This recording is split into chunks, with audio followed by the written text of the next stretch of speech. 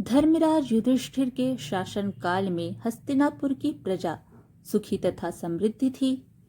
कहीं भी किसी प्रकार का शोक व भय आदि नहीं था। कुछ समय बाद श्री कृष्ण से मिलने के लिए अर्जुन द्वारकापुरी गए। द्वारका यात्रा के बाद अर्जुन महर्षि वेदव्यास के आश्रम पहुंचे। यहाँ आकर अर्जुन ने महर्षि वेदव्यास को बताया कि श्री कृष्ण बलराम सहित सारे यदुवंशी समाप्त हो चुके हैं। तब महर्षि ने कहा कि यह सब इसी प्रकार होना था, इसलिए इसके लिए शोक नहीं करना चाहिए। महर्षि ने अर्जुन से यह भी कहा कि तुम लोगों ने अपना कर्तव्य पूर्ण कर लिया है, अतः अब तुम्हारे परलोक गमन का समय आ गया है और यही तुम्हारे लिए श्रेष्ठ भी है। महर्षि वेदव्यास की बात सुनकर अर्जुन उनकी आज्ञा से हस्तिनापुर आए और उन्होंने पूरी बात महाराज युधिष्ठिर को बता दी। यदुवंशियों के नाश की बात जानकर युधिष्ठिर को बहुत दुख हुआ। महर्षि वेदव्यास की बात मानकर द्रौपदी सहित पांडवों ने राजपाट त्याग कर परलोक जाने का निश्चय किया। युधिष्ठिर ने युयुत्सु को बुलाकर उसे संपूर्ण राज्य की देखभाल का भार सौंप दिया और परीक्षित का राज्याभिषेक कर दिया। परीक्षित को हस्तिनापुर का राजा नियुक्त करने के बाद पांडवों ने अपने मामा वासुदेव व श्री कृष्ण तथा बलराम आदि का विधिवत तर्पण व श्राद्ध किया। इसके बाद पांडवों व द्रौपदी ने साधुओं के वस्त्र धारण किए और स्वर्ग जाने के लिए निकल पड़े।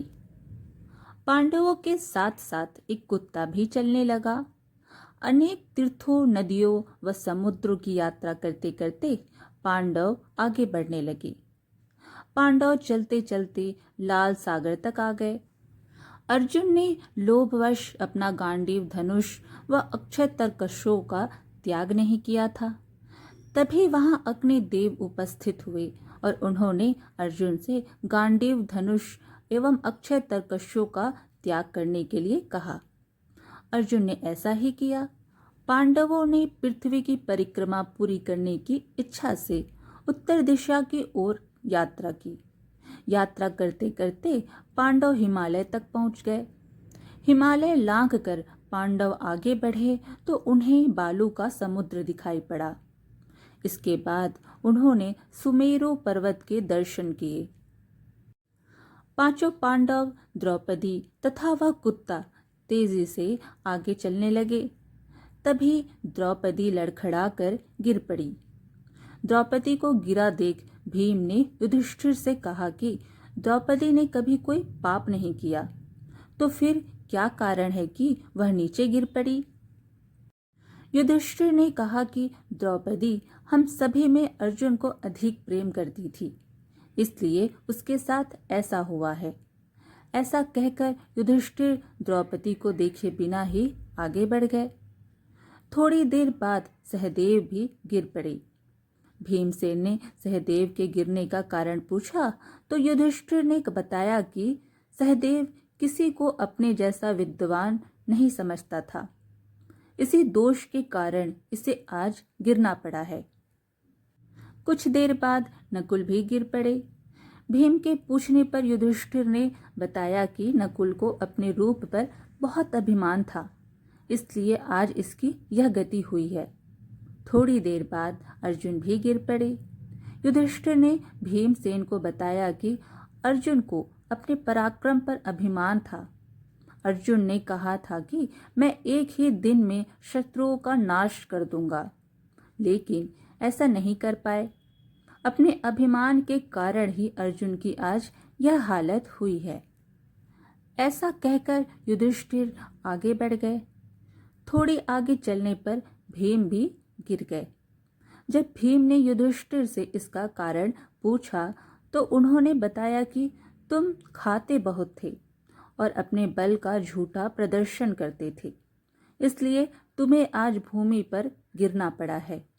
यह कहकर युधिष्ठिर आगे चल दिए। केवल वह कुत्ता ही उनके साथ चलता रहा। युधिष्ठिर कुछ ही दूर चले थे कि उन्हें स्वर्ग ले जाने के लिए स्वयं देवराज इंद्र अपना रथ लेकर आ गए। तब युधिष्ठिर ने इंद्र से कहा कि मेरे भाई और द्रौपदी मार्ग में ही गिर पड़े हैं, वे भी हमारे साथ चले, ऐसी व्यवस्था कीजिए। तब इंद्र ने कहा कि वे सभी पहले ही स्वर्ग पहुंच चुके हैं, वे शरीर त्याग कर स्वर्ग पहुंचे हैं और आप सशरीर स्वर्ग में जाएंगे। इंद्र की बात सुनकर युधिष्ठिर ने कहा कि यह कुत्ता मेरा परम भक्त है, इसलिए इसे भी मेरे साथ स्वर्ग जाने की आज्ञा दीजिए। लेकिन इंद्र ने ऐसा करने से मना कर दिया।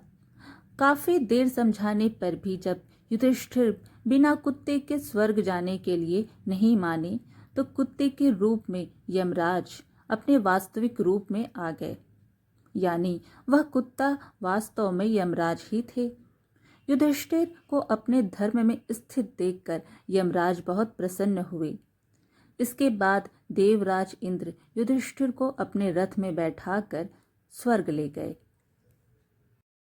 तो इस प्रकार आज की यह कथा यहीं समाप्त हुई। फिर मिलेंगे एक और धार्मिक कथा के साथ।